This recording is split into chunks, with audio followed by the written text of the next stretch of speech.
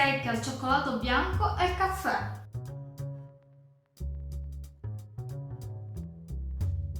Un dolce fresco, perfetto per l'estate, senza cottura, senza uova, senza colla di pesce, ma solo con mascarpone, ricotta, biscotti e tanta bontà. Prima di mostrarti com'è semplice realizzarla, voglio ringraziarti infinitamente e ringraziarvi per un grande traguardo che ho raggiunto sul mio secondo canale Irex in the Wonderland. Infatti ieri ho pubblicato il video di Temptation Island e ha raggiunto più di 11.000 visualizzazioni l'ultima volta che l'avevo visto.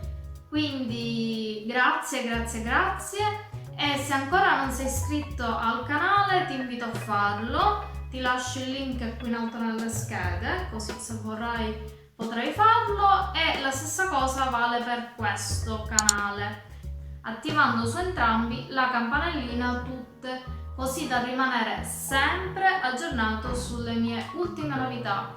Inoltre, se questa ricetta ti piacerà, fammelo capire con un bel pollice all'insù e tanta condivisione sui social, che mi aiuta enormemente, non sai quanto.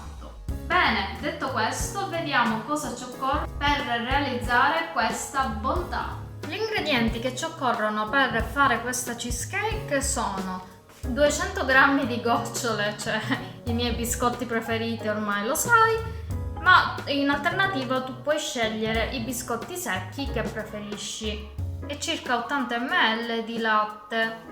Per il ripieno invece mascarpone 250 g, 250 g di ricotta, 60-70 ml di caffè, 100 g di zucchero di canna. Per la copertura invece utilizzeremo 150 g di cioccolato bianco che hai visto nel mio ultimo video su Vuota la spesa. Se te lo sei perso ti lascio il link qui in alto nelle schede.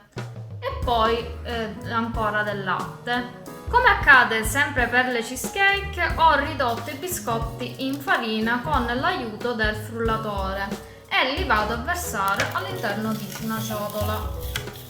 Potevamo fare anche questo procedimento qua dentro, neanche per sporcare un altro contenitore, ci ho pensato adesso. Vabbè, lo stesso. Tanto alla fine lavo sempre io. Aggiungo il latte, mescolo fino ad ottenere un composto umido ma non troppo, perché sennò poi si fa fatica a stenderlo all'interno della tortiera. In alternativa al latte puoi utilizzare 100 ml di burro fuso. Ok, 80 ml di latte sono perfetti e lo andiamo a trasferire all'interno di una tortiera del diametro di 20-22 cm rivestita di carta forno. Che profumino di gocciole, aiuto, io già me la mangerei così. Ok, lo spargiamo su tutta la superficie e compattiamo con le mani. Dobbiamo ottenere una base perfetta. Fatto questo lo lasciamo riposare in frigorifero per 10 minuti. Intanto prepariamo il ripieno. All'interno di una ciotola verso lo zucchero di canna con ricotta, mascarpone ed incomincio a mescolare. Aggiungo anche il caffè e questo mi aiuta anche a sciogliere lo zucchero. La trasferisco sulla base. Un profumo di caffè, anche se io non lo bevo, però mi piace l'aroma che dà ai dolci. Livello la superficie, ripongo in frigorifero ed intanto preparo la copertura. All'interno del pentolino ho già spezzettato il cioccolato bianco. Adesso ci vado ad aggiungere, ad inserire un goccio di latte. O in alternativa panna, e mescoliamo fino a che non si sarà sciolto. Verso sulla cheesecake.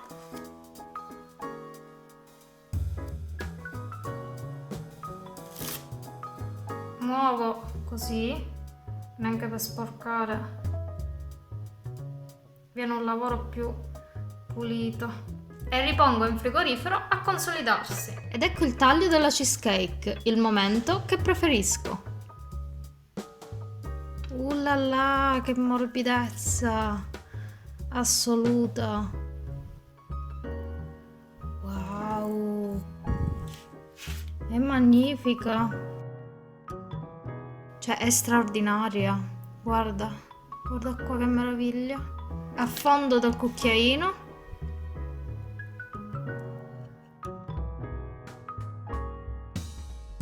Io ho scelto di decorarla con ciuffetti di cioccolato bianco creati con un pelapatate. Puoi anche aggiungere dei chicchi di caffè ricoperti di cioccolato.